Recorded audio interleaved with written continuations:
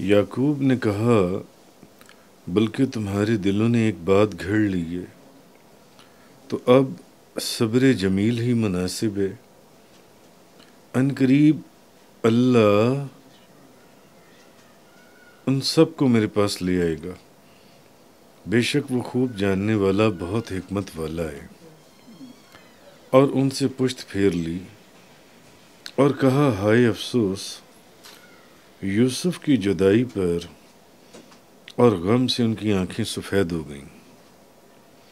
اور وہ غم برداشت کرنے والے تھے۔ بیٹوں نے کہا آپ یوسف کو ہی یاد کرتے رہیں گے حتیٰ کہ آپ سخت بیمار پڑ جائیں گے یا ہلاک ہونے والوں میں سے ہو جائیں گے۔ یعقوب نے کہا میں اپنی پریشانی اور غم کی شکایت صرف اللہ سے کرتا ہوں،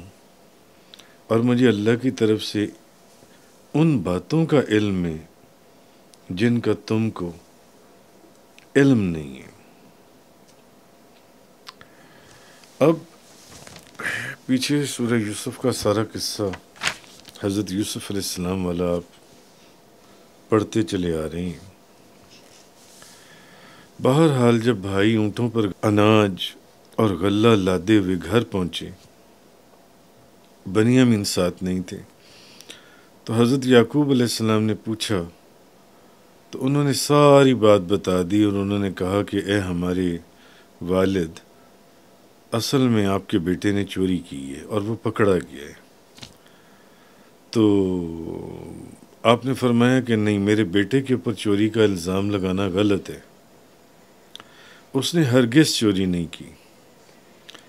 اس میں ایک راز الہی ہے جسے تم نہیں جانتے، تو میں یہ جو صدمہ ہے اب اس پر صبر جمیل کروں گا۔ حضرت یعقوب علیہ السلام، بہرحال حضرت یعقوب علیہ السلام نے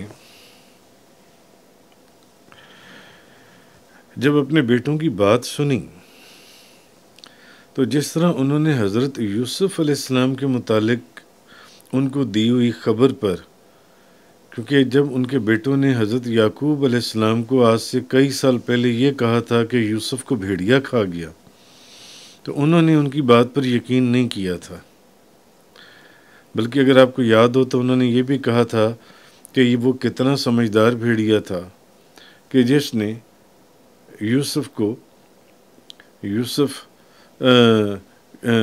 تو کھا گیا، مگر یوسف کی جو قمیض ہے وہ صحیح سلامت ہے، اس نے قمیض کو کوئی چیرا پھاڑا نہیں ہے، یعنی وہ سمجھتے تھے کہ یہ جھوٹ بول رہی ہیں۔ تو اس وقت بھی انہوں نے ان کی خبر کے اوپر یقین نہیں کیا تھا، تو انہوں نے اس خبر کے اوپر بھی یقین نہیں کیا، حالانکہ ابھی وہ لوگ سچ بول رہے تھے۔ انہوں نے کہا کہ اس طرح اس نے چوری کی ہے، مگر انہوں نے کہا کہ نہیں، چوری والی جو بات ہے یہ غلط ہے، میرا بیٹا چوری نہیں کر سکتا جن سے۔ تو آپ نے فرمایا جن سے کہ یہ تم لوگ اپنے پاس سے ایک بات بنا رہی ہو جن سے، اور گو کہ تم جھوٹ نہیں بول رہے، تم نے اس سے ان کی یہ مراد نہیں تھی کہ تم نے جھوٹ کہا ہے، بلکہ ان کی مراد یہ تھی کہ بنیامین کو میرے پاس سے نکالنے اور اس کو مصر میں لے جانے اور اس سے فائدہ حاصل کرنے کے لیے یہ تم نے کوئی بات بنائی ہے جس کے نتیجے میں یہ مصیبت آئی ہے، تو تم نے اس کو اپنے ساتھ لے جانے کے لیے بہت ضد کی، قسمیں کھائیں کہ ہم اس کی حفاظت کریں گے، عہد و پیمان کیے، مگر تم نے جو کچھ سوچا تھا تقدیر میں اس کے بالکل خلاف تھا۔ بہرحال حضرت یعقوب علیہ السلام نے فرمایا کہ اب تو صبر جمیل ہی مناسب ہے، اب تو صبر جمیل ہی مناسب ہے، فصبر جمیل، تو اب صبر جمیل ہی مناسب ہے۔ اچھا، امام غزالی آپ فرماتے ہیں کہ اللہ تعالیٰ سے شکوہ اور شکایت کرنا حرام ہے۔ آپ نے دیکھا ہوگا اکثر لوگ اللہ سے شکوے اور شکایتیں کرتے ہیں، تو امام غزالی فرماتے ہیں کہ اللہ سے شکوہ اور شکایت کرنا حرام ہے۔ جب آدمی اپنی کسی بیماری میں یا کسی مصیبت میں اپنی اس بیماری کا یا اس مصیبت کا کسی کے سامنے ذکر کرتا ہے اور وہ اس بیماری کو یا اس مصیبت کو ناپسند کرتا ہے، ایک بندہ بیمار ہو گیا، اس کو دل کی تکلیف آ گئی، ہارٹ اٹیک ہو گیا اس کو، اور اب وہ اس دل کی تکلیف کا لوگوں کے سامنے ذکر کرتا ہے اور اس دل کی تکلیف کو اچھا نہیں سمجھتا، جون سے ناپسند کرتا ہے، یعنی اپنی اس مرض یا مصیبت کو جو بھی اس کے پر آئی ہے وہ اس سے ناراض ہوتا ہے، تو اصل میں وہ اللہ، امام غزالی فرماتے ہیں کہ یہ اللہ کے فعل کی شکایت ہے۔ یہ لوگوں کے سامنے اس بیماری کا اس نیت سے ذکر کرنا کہ وہ اس بیماری یا اس مصیبت کو برا سمجھ رہا ہے کہ میرے اوپر یہ تکلیف کیوں آئی ہے، یہ مصیبت کیوں آئی ہے، تو امام غزالی فرماتے ہیں کہ یہ اللہ کے فعل کی شکایت ہے اور یہ حرام ہے، یہ عمل حرام ہے۔ ہاں اگر تو یہ بات ہو کہ اللہ نے اس کو جس بیماری میں، جو بھی مصیبت میں، جس میں بھی وہ مبتلا ہوا ہے، وہ اس کو ایسا نہیں ہے کہ وہ ناپسند کر رہا ہے یا اس سے ناراض ہے یا وہ اللہ سے کوئی شکوہ کر رہا ہے یا وہ کوئی شکایت کر رہا ہے، صرف اتنا ہے کہ جیسے کہ دوست احباب کے اندر اپنے درد یا مصیبت کا کسی سے اظہار کرنا، تو پھر ایسی صورت میں اپنی بیماری یا مصیبت یا تکلیف کا اظہار کرنا پھر حرام نہیں ہے۔ ادروائز اگر اس کے دل میں یہ بات ہو کہ اس کے دل میں شکوہ ہو، اللہ سے شکایت ہو، یا اس تکلیف یا اس بیماری یا وہ جو مصیبت آئی ہے وہ اس کو برا سمجھتا ہو، تو یہ اللہ کے فعل کی شکایت ہے اور امام غزالی فرماتے ہیں یہ حرام ہے۔ لیکن اگر یہ بات ثابت شدہ ہو کہ ایسا نہیں ہے کہ جو بیماری آئی ہے وہ اس کو برا سمجھتا ہے، نہیں، وہ سمجھتا ہے کہ یہ اللہ کی طرف سے ہے، کوئی مصیبت آئی ہے وہ اس کو برا سمجھ رہا ہے یا اس سے ناراض ہے یا اس سے نفرت کر رہا ہے، تو وہ سمجھتا ہے کہ نہیں، یہ اللہ کی طرف سے ہے، اور وہ اللہ سے شکوہ بھی نہیں کرتا اور شکایت بھی نہیں کرتا جن سے۔ ہاں بھئی اپنے دوست احباب سے، رشتہ داروں سے یا آپس میں بیٹھے نشست و برخاست میں وہ اپنے درد اور مصیبت کا اظہار کرتا ہے، تو ایسی صورت میں یہ پھر یہ فعل حرام نہیں ہوگا جن سے۔ تو بہرحال، اور نبی کریم صلی اللہ علیہ وسلم نے فرمایا اللہ کی تعظیم اور اس کی معرفت کی نشانی یہ ہے کہ تم اپنی تکلیف کی شکایت نہ کرو اور اپنی مصیبت کا ذکر نہ کرو۔ اب یہ دیکھیں، یہ حدیث ہے، نبی کریم صلی اللہ علیہ وسلم نے فرمایا، امام غزالی فرماتی ہیں کہ اللہ کی تعظیم اور اللہ کی معرفت، جس کے دل میں اللہ کی تعظیم ہے، اللہ کی معرفت ہے، اس کی نشانی یہ ہے کہ اس کو جب کوئی تکلیف آئے گی تو اس کی شکایت نہیں کرے گا اور نہ اپنی مصیبت کا ذکر کرے گا۔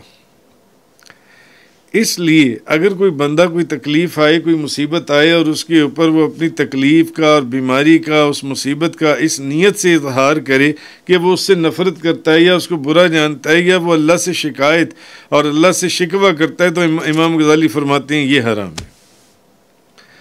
شاید اسی لیے پھر نبی کریم صلی اللہ علیہ وسلم نے فرمایا کہ اللہ کی تعظیم اور اس کی معرفت کی نشانی یہ ہے کہ تم اپنی نہ تو تکلیف کی شکایت کرو اور نہ ہی اپنی مصیبت کا ذکر کرو کسی سے۔ تو حضرت عبداللہ بن عمر رضی اللہ تعالی عنہما بیان کرتے ہیں کہ نبی کریم صلی اللہ علیہ وسلم نے فرمایا اللہ کے نزدیک سب سے زیادہ اجر والا وہ گھونٹ ہے کہ بندہ اللہ کی رضا کے لیے غصے کو ضبط کر کے صبر کا گھونٹ پی لے۔ سب سے زیادہ نبی پاک صلی اللہ علیہ وسلم نے فرمایا اجر والا جو گھونٹ ہے، اجر والا گھونٹ جن سے کہ بندہ اللہ کی رضا کے لیے غصے کو بھی ضبط کر کے صبر کا گھونٹ بھر لے، یہ سب سے اجر والا گھونٹ ہے، نبی کریم صلی اللہ علیہ وسلم نے فرمایا۔ تو حضرت یعقوب علیہ السلام نے فرمایا ہائے میرا افسوس یوسف کی جدائی پر۔ تو حضرت ابن عباس رضی اللہ تعالی عنہما نے کہا کہ اس کا مطلب یہ ہے کہ ہائے یوسف کے اوپر میرا طویل رنج اور غم۔ حضرت انس بن مالک رضی اللہ تعالی عنہ بیان کرتے ہیں کہ ہم نبی پاک صلی اللہ علیہ وسلم کے ساتھ ابو سیف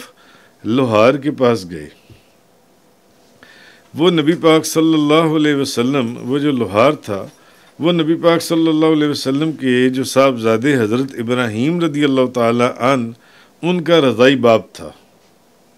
رضائی باپ۔ تو نبی پاک صلی اللہ علیہ وسلم نے حضرت ابراہیم کو لیا، ان کو بوسہ دیا، ان کو چوما، ان کو سونگا۔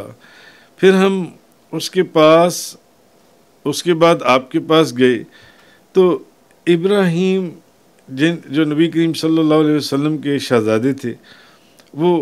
اپنی جان، یعنی وہ فرماتے ہیں بخاری شریف کی حدیث سے، اپنی جان کی سخاوت کر رہے تھے۔ وہ پردہ فرمانے کا وقت تھا تو نبی پاک صلی اللہ علیہ وسلم کی آنکھوں سے آنسو بہہ رہے تھے۔ نبی پاک صلی اللہ علیہ وسلم کی آنکھوں سے آنسو بہہ رہے تھے۔ تب حضرت عبد الرحمن بن عوف نے کہا یا رسول اللہ آپ بھی رو رہے ہیں، یا رسول اللہ آپ بھی، یعنی آپ بھی رو رہے ہیں۔ آپ نے فرمایا ابن عوف یہ آنسو رحمت ہیں۔ پھر آپ کی آنکھوں میں اور آنسو آئے۔ آپ نے فرمایا آنکھ سے جو آنسو بہتے ہیں اور دل غمگین ہے، اور ہم زبان سے صرف وہی بات کہتے ہیں جس سے ہمارا رب راضی ہو۔ آنکھ سے آنسو بہتے ہیں، دل غمگین ہے، مگر ہم زبان سے صرف وہی بات کہتے ہیں جس سے ہمارا رب راضی ہو۔ اور اے ابراہیم ہم آپ کی جدائی پر غم زدہ ہیں۔ یعنی کہنے کا مقصد یہ ہے کہ آنسو جن سے آنسو یا اس درد اور غم کے اندر رونا، وہ کوئی اللہ کی بارگاہ میں شکوہ یا شکایت نہیں ہے، یہ لوگوں سے کوئی شکوہ اور شکایت نہیں، بلکہ نبی پاک صلی اللہ علیہ وسلم نے فرمایا یہ تو آپ نے فرمایا کہ آنکھ سے آنسو بہتے ہیں اور دل غمگین ہے، مگر ہم زبان سے صرف وہی بات کہتے ہیں جس سے ہمارا رب راضی ہے۔ تو اے ابراہیم ہم آپ کی جدائی پر غم زدہ ہیں۔ بہرحال تو حضرت یعقوب علیہ السلام بھی حضرت یوسف علیہ السلام کی جدائی میں روتے رہے، اور حسن بصری فرماتے ہیں کہ 80 سال روتے رہے۔ 80 سال حضرت یعقوب علیہ السلام روتے رہے۔ 80 سال اس رونے کی وجہ سے ان کی آنکھیں خشک نہیں ہوئیں، اتنا روئے ہیں حضرت یعقوب علیہ السلام۔ اور جب حسن بصری فرماتے ہیں کہ جب ان کی بصارت گئی، رو رو کر وہ نابینا ہو گئے، ان کی بصارت چلی گئی، تو جس وقت ان کی بصارت گئی تو اللہ کے نزدیک ان سے زیادہ عزت والا کوئی نہیں تھا حضرت یعقوب علیہ السلام سے۔